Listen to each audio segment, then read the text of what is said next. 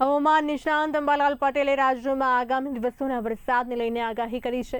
તેમના જણાવ્યા મુજબ 27 જુલાઈ સુધી રાજ્યના વિવિધ વિસ્તારોમાં હળવાથી ભારે વરસાદી ઝાપટા પડી શકે છે।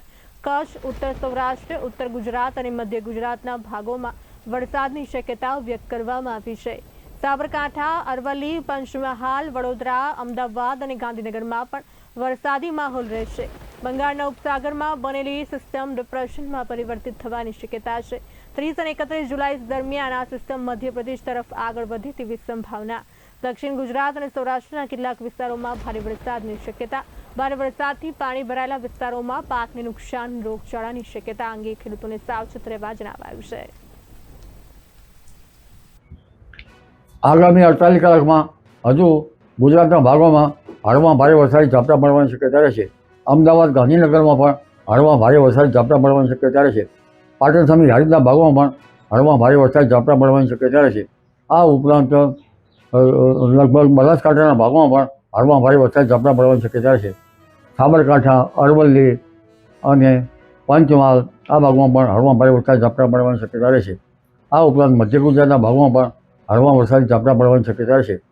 ઉત્તર સૌરાષ્ટ્ર અને કચ્છના ભાગોમાં પણ હળવા ભારે વરસાદી ઝાપટા પડવાની શક્યતા રહેશે। અને ગુજરાત સૌરાષ્ટ્રના અન્ય ભાગોમાં પણ હળવા ભારે ક્યાંક વરસાદી ઝાપટા પડી શકે। પશ્ચિમ સૌરાષ્ટ્રના કેટલાક ભાગોમાં પણ હળવા ભારે વરસાદી ઝાપટા પડવાની શક્યતા રહેશે। પણ ઉલ્લેખનીય છે કે બંગાળ ઉપસાગરમાં બનેલી એક સિસ્ટમ હવે ધીરે ધીરે ડિપ્રેશનથી ડીપ ડિપ્રેશનમાં આકાર લઈ શકે, જેના લીધે એક મોટું વરસાદી વહન બંગાળ ઉપસાગરમાંથી આવ્યું જણાય છે। વેસ્ટર્ન ડિસ્ટર્બન્સ પણ આવશે, એટલે આ વહનના કારણે તારીખ 30 જુલાઈથી ઓગસ્ટની શરૂઆત સુધીમાં ગુજરાતમાં વરસાદ થવાની શક્યતા પુનઃ રહેશે।